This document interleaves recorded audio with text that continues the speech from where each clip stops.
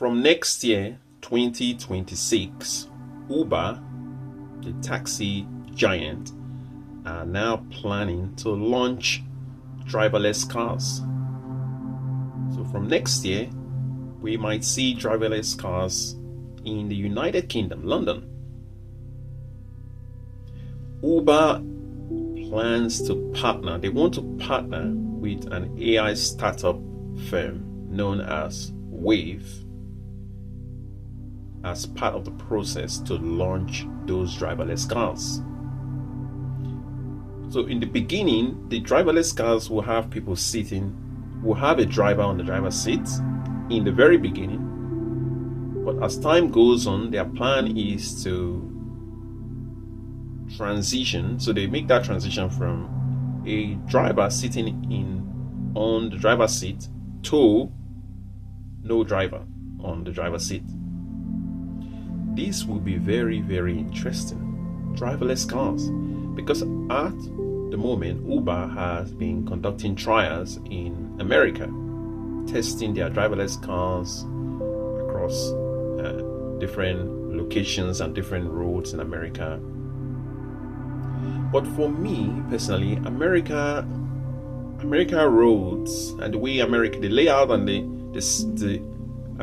when you compare roads in America to UK, they are totally different. UK roads are too small, first of all. Too small. And very, very hard to navigate UK roads, I have to say. Very hard to navigate them, especially in the cities or even central London as a city. You need to see roads in central London. How those driverless cars going to operate in those areas? I hope they do most of their trials in central London. Because if they gather data in that location to show that the service can function in central London, then they have some prospects. Again, how many jobs will be lost? For me, it's always how many jobs will be lost. If you're going to introduce driverless cars, or if you're going to start making that change to go driverless, how many jobs will be lost? When Uber came to London, the number of black taxis, because most of you, I don't know, you remember black taxis. Majority of black taxis, they have to park their taxi somewhere because they were so expensive, and Uber disrupted the market by coming with a very cheap price. That's why there were so many protests against Uber, even in France. There's so many protests. But since Uber was launched in London, black taxis is not as they're not everywhere as they used to be. So some people either give up their job or they just don't want to drive black taxi anymore and switch to Uber.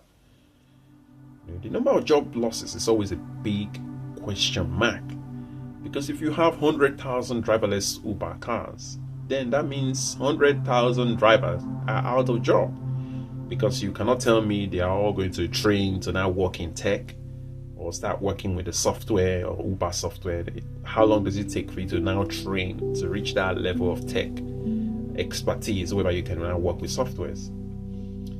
But Uber do have a competitor which is known as Waymo. And Waymo, they've been running the driverless car service or self-driving cars in America since 2020. So since 2020, Waymo, they've been running self-driverless cars in America. I think Uber is now trying to tap into that market. But I don't see a market.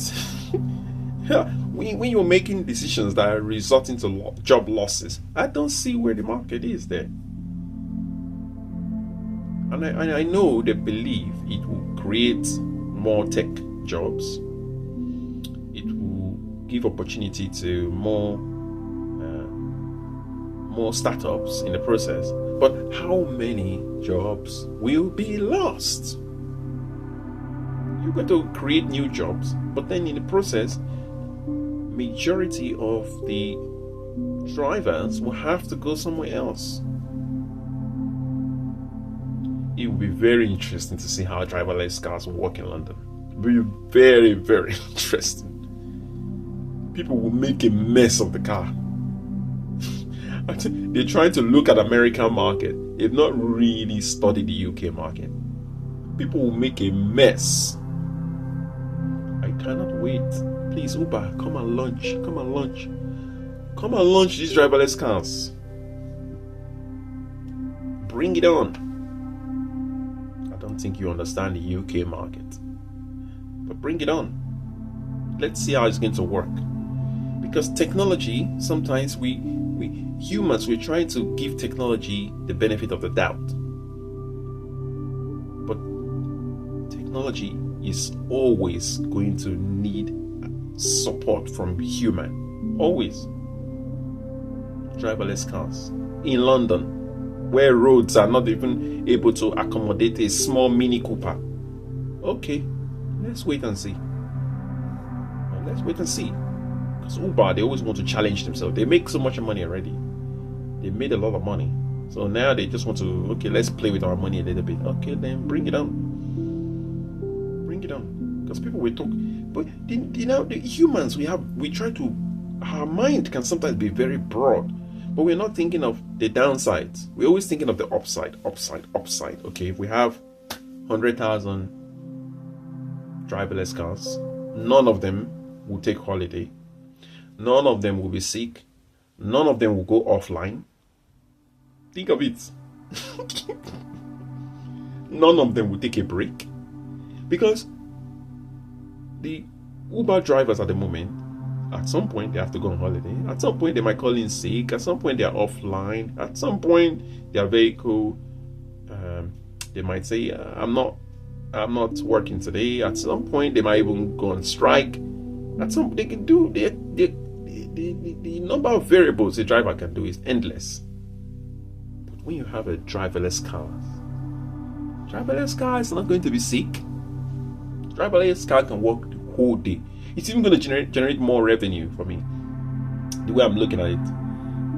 If you have one car, like usually by a human, that car will do, let's say, 50 trips a day. And it's driven by a human. Imagine if it's now a driverless vehicle. It can do 100 trips. Non-stop. Non-stop. If it's going to be an electric vehicle, it can do it. 7 days a week. No day off. This is where machine, and I think this is where all these big corporations, they are looking at machines. Say, look at the capability of a machine. A machine can triple our revenue if we are relying on machines. But one downside is, let's say the satellite or something go off, internet out. What's going to happen to driverless cars? Shut down. No internet, they can't function. Or let's say there's a bad weather, poor weather affect 6G fiber optic connection. What's going to happen to driverless cars? Okay, let's wait. 2026, welcome driverless cars, and let's see how it goes.